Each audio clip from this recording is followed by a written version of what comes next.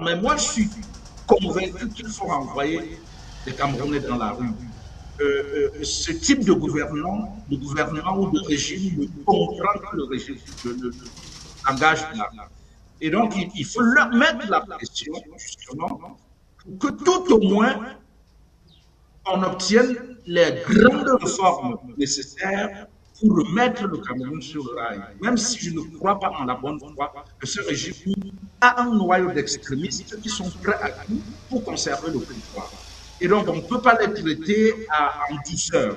Il faut y aller avec la manière forte, la seule manière forte qu'ont les pauvres, ceux-là qu'on a vus dans la rue, c'est la manière de la rue, justement. Parce que j'ai l'habitude de dire, et beaucoup d'autres le disent, la rue, c'est le bureau des pauvres, et il faut qu'ils y retournent pour réclamer leur souveraineté qui a été finie. Où on voit au quotidien les pauvres porter leur croix, eh bien, on ne comprend pas l'hésitation de cette Église à affronter, je dirais à affronter, permettez la technologie, à affronter frontalement ce régime qui est, depuis quelques décennies, la source des malheurs des Camerounais.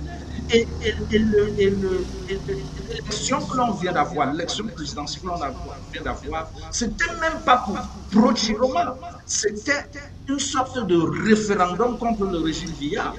J'ai l'impression qu'ils ne comprennent pas cela et qu'ils tiennent à continuer à utiliser la manière forte, c'est-à-dire la répression, au lieu de se remettre en cause. Et vous verrez, pourquoi est-ce que d'ailleurs j'encourage le pape à ne pas venir au Cameroun? C'est parce que au moment où les chrétiens, je veux dire les Camerounais, y compris les chrétiens, se battent pour récupérer leur souveraineté, pour réclamer leur victoire, les évêques ne sont intéressés pour la plupart que par l'organisation d'une éventuelle visite du pape au Cameroun, sans se préoccuper de la légitimité de ce régime que le pape viendra rencontrer. Donc pour moi, ça me questionne. Vous savez, on a déjà eu 3 visites de pape au Cameroun. Et c'était toujours Sophobia. Vous voyez, et le pape Jean-Paul II est venu 2 fois, en 85 et en 95. Et puis le pape Benoît XVI est venu en 2009, toujours sous Paul Biya.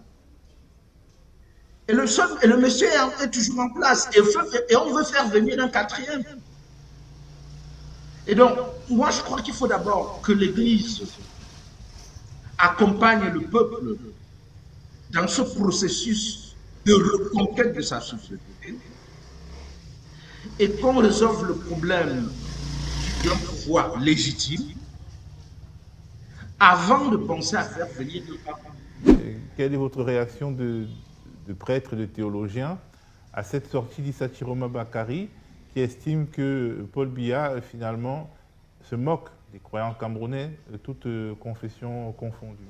Eh bien, je crois qu'il a tout à fait raison. Et je crois d'ailleurs que je l'ai précédé dans cette démarche, puisque j'ai publié il y a quelques jours, justement, une vidéo dans laquelle je fais une analyse spirituelle de cette prestation de serment. Et j'arrive à la même conclusion qu'il s'agit d'un acte sacrilège et blasphématoire.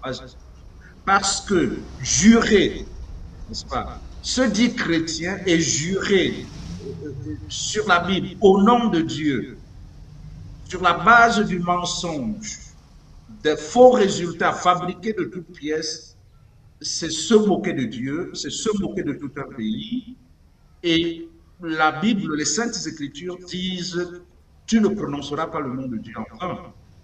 Et d'ailleurs, les Saintes Écritures découragent des serments, et surtout des serments faits sur la base du faux, parce que ça attire des malédictions. Et pas simplement les Saintes Écritures. Et je l'ai rappelé dans cette sortie que pratiquement tous les registres de spiritualité, quand ils sont sains, décourage des serments, surtout quand on n'est pas sûr de la pureté de l'acte, parce que ça attire sur les auteurs des serments des malédictions énormes.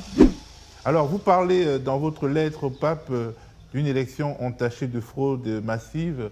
Vous dites que ce pouvoir est illégitime. Paul Biya a finalement été investi et il s'est revêtu du manteau de la légalité. Est-ce qu'il n'a pas plié le match d'une certaine manière? De toute façon, il reste à voir ce que le président élu Chiroma, puisqu'il est le leader qui incarne actuellement la contestation, il reste à savoir ce qu'il entend jouer comme prochaine carte. Et je crois que les Camerounais attendent cela. Si nous ratons cet épisode, on va retomber dans une machine répressive sans pareil contre, n'est-ce pas, tout ce qui tient encore lieu d'opposition dans le pays. Et donc, je crois que c'est une occasion à ne pas rater. Ce que je souhaite, c'est qu'ils maintiennent la pression pour que, tout au moins, avant toute autre élection dans ce pays, qu'on ait réformé tout ce qu'il y a à réformer, que ce soit la Constitution, que ce soit le code électoral, que ce soit et l'État qui doit disparaître parce que c'est une machine à fraude, et que ce soit le Conseil constitutionnel, la manière Si les Camerounais acceptent d'aller encore à d'autres élections avec le même système en place, ils se feront encore une fois de plus violer dans leur souveraineté. Comment tu peux aussi regarder une vidéo sans t'abonner? Abonne-toi. Surtout clique sur la cloche de notification. Ça, c'est la page de Buzz. Si tu veux être au courant des buzz et toutes les actualités au 237, abonne-toi et clique sur la cloche de notification. Partage aussi pour m'encourager. Surtout, si tu as quelque chose à dire, papa, lâche un commentaire.